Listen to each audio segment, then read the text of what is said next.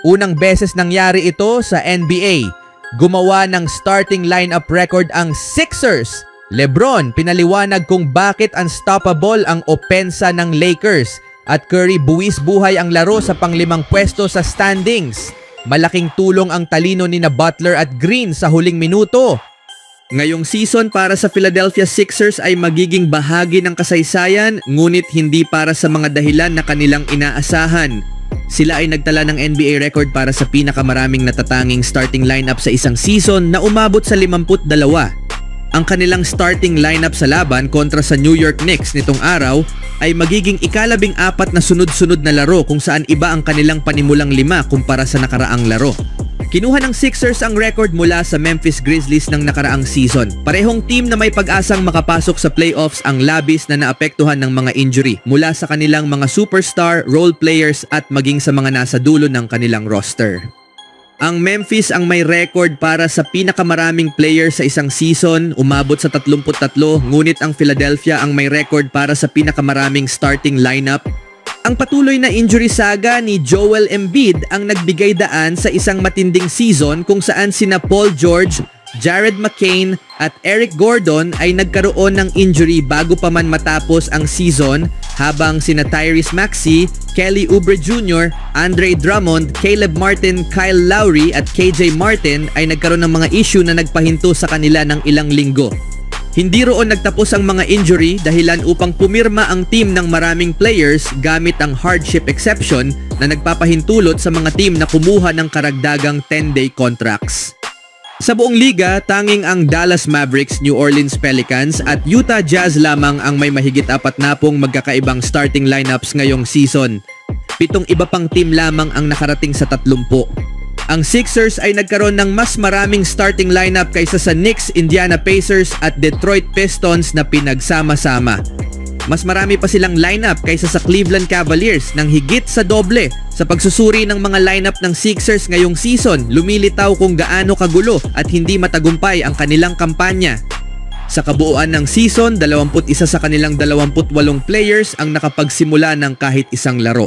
5 starting lineup lamang ang may higit sa isang panalo at wala ni isa sa kanila ang naglaro ng kahit 5 magkasunod na laro ng magkasama.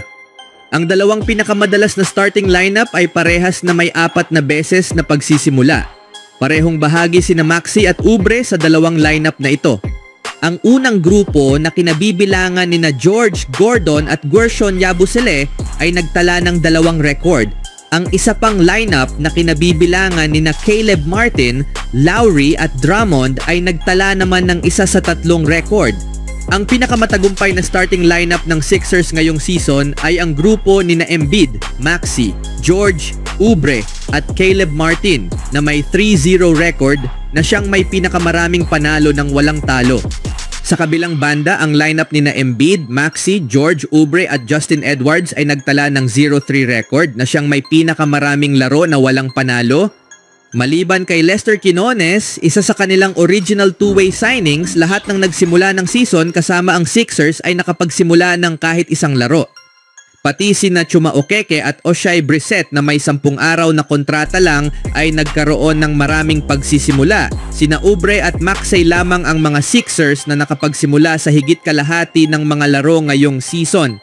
Si Yabusele na may 41 starts ay malamang na sumali sa kanila ngunit wala ng iba pa. Natapos naman si George sa eksaktong kalahati na may 41 starts. Sa simula ng season, inaasahan na ng Sixers na magkakaroon sila ng mas maraming starting lineups kaysa sa karaniwang team. Plano nilang maging maingat kay Embiid at George at paminsan-minsang ipapahinga sila upang pamahalaan ang kanilang workload. Ngunit sa huli, winasak ng mga injury ang kanilang mga plano para sa Big 3 na naglaro lamang ng 15 beses ng magkasama sa kanilang unang season at nanalo ng 7 laro. Sa sumunod na balita naman, hindi kailanman nag-atubili si LeBron James sa pagpuri sa mga may matatalinong pag-iisip sa basketball at ngayon na naglalaro siya kasama ang 2 sa pinakamatalas na batang guards sa liga, ipinaliwanag niya kung bakit umabot sa bagong antas ang opensa ng Los Angeles Lakers. Sa pinakabagong episode ng Mind the Game podcast, binuksan ni Lebron ang tungkol sa dinamikong hatid ng pagsasama nila nina Luka Doncic at Austin Reeves at kung bakit halos imposible silang pigilan bilang trio. Pinuri ni LeBron James ang kakayahan nilang trio kasama sina Doncic at Reeves na pinaghalong pisikal na laro at mataas na basketball IQ. Dahil dito naging malaking banta ang Lakers sa Western Conference kasalukuyang nasa ika-4 na pwesto sa Western Conference. Ang kanilang kombinasyon ay nagdadala ng mahigit 70 puntos bawat laro na may elite level playmaking at hindi makasariling estilo ng paglalaro. Sa playoffs, iilan lang ang team may sapat na depensa upang bantayan sina LeBron, Luka at Reeves ng sabay. Kahit ang Celtics, Thunder at Cavaliers ay mahihirapang pigilan si Reeves na sanay na sa pagsamantala sa mismatches. Hindi pinag-isipan ng Lakers ang trade proposals para kay Reeves dahil sa kanyang talino, pagiging kalmado sa crucial moments at kakayahang umiskor sa iba't ibang paraan, kaya siya ang perpektong katuwang nina LeBron at Luka. Habang dinodoble team sina LeBron at Luka, sinasamantala ni Reeves ang espasyo upang wasakin ang depensa. Ang collective IQ ng trio ang kanilang pinakamalakas na sandata gamit ang matalinong playmaking at ball movement. Sa tamang timpla ng lakas, talino at chemistry, halos sigurado na ang Lakers sa top 4 finish sa West. Kung mananatili silang malusog, maaaring sila ang pinakamapanganib na offensive unit sa playoffs. Sa huling balita, sa loob ng 16 na season sa NBA, kakaunti na lang ang hindi naabot ni Stephen Curry. Ngunit patuloy pa rin siyang humahanap ng mga bagong hamon at milestones na nagpapatunay ng kanyang pagiging isang alamat habang papalapit na siya sa pagtatapos ng kanyang makasaysayang career.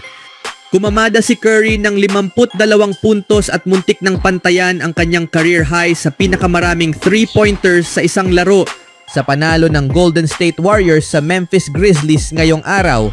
Nag-shoot siya ng 12 sa 20 mula sa 3-point line na siyang pangalawa sa pinakamaraming na ipasok niya sa isang laro. 2 na lang ang kulang para mapantayan ang former teammate niyang si Klay Thompson sa record para sa pinakamaraming 3-pointers sa isang laro sa kasaysayan ng NBA, isang record na dating hawak ni Curry mismo.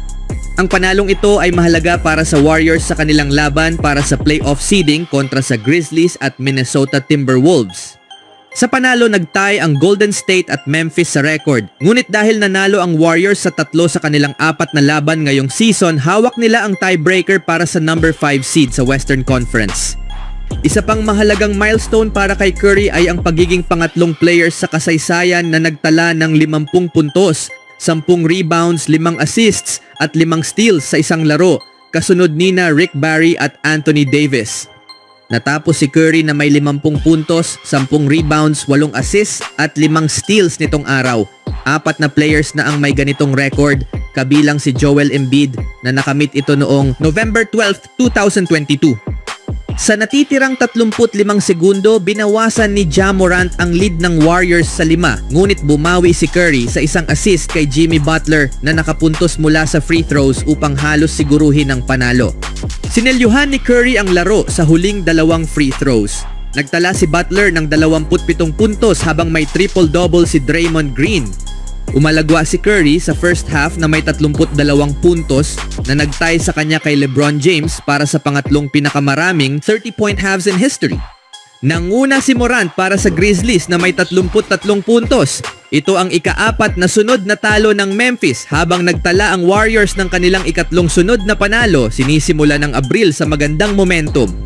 At ganito nakuha ni Curry ang kanyang pang-12 tres sa laro na kung saan alam na alam ni Butler kung paano tulungan si Curry na maging libre sa labas ng arc. Looking for a Steph relocate, corner 3. Ano ang masasabi niyo mga kaibigan?